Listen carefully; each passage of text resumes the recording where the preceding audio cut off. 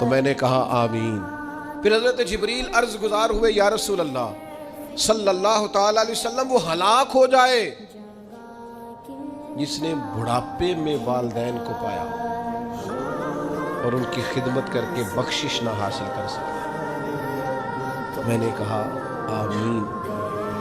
اور کریم فرمانے لگے، پھر حضرت جبریل نے عرض کی، یا رسول اللہ ہلاک ہو جائے وہ شخص جس کو زندگی میں رمضان ملا، جس کو اس ماہ نور و سرور شہر رمضان الذی انزل فیہ القرآن، رمضان کا وہ مہینہ جس میں ہم نے قرآن نازل کیا، جس کو ماہ مبارک، ماہ نور و سرور، ماہ طیب، ماہ مبارک رمضان ملا، پھر وہ اپنی بخشش نہ کرا سکا، وہ ہلاک ہو جائے۔